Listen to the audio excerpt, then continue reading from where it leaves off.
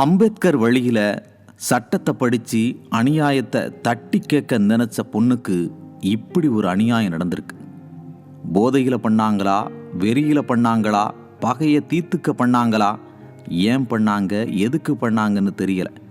ஆனால் 3 மிருகங்கள் இதை பண்ணியிருக்கு. கூட்டு பாலியல் வன்கொடுமை, அதுவும் எந்த இடத்துல? சர்வதேச விமான நிலையத்துக்கு மிக அருகில். கோவை மக்கள் சத்தம் போட்டு பேசக்கூட மாட்டாங்க. அப்படிப்பட்ட ஊர்ல இவன்களுக்கு இவ்வளவு வெறி எங்கிருந்து வந்துச்சு?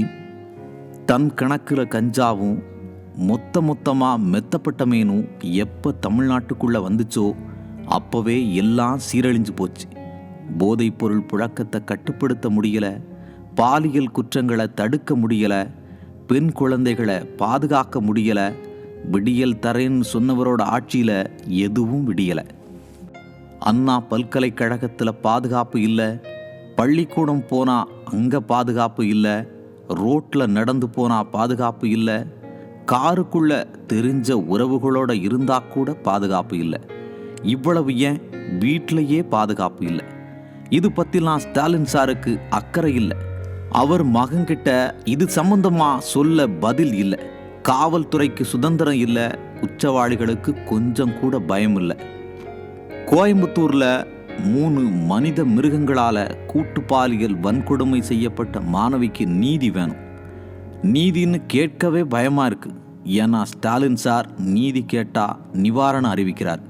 பாலியல் குற்றங்களால் பாதிக்கப்பட்ட 7000 பெண் குழந்தைகளுக்கு சார் நிவாரணம் கொடுத்திருக்கார். இவரால் நிவாரணம் மட்டும்தான் கொடுக்க முடியும், பாதுகாப்பு கொடுக்க முடியாது. நாங்கள் நீதி கேட்கறது தமிழ்நாட்டு மக்கள்கிட்ட. இனி வர்ற காலத்தில் பாதுகாப்பு கொடுக்கிறவர் முதல்வர் ஆகணுமா, இல்லை நிவாரணம் கொடுக்கிறவர் முதல்வர் ஆகணுமா? நீதி என்னன்னு நீங்களே சொல்லுங்க. ஆனால் இதுதான் கடைசி சம்பவமாக இருக்கணும்.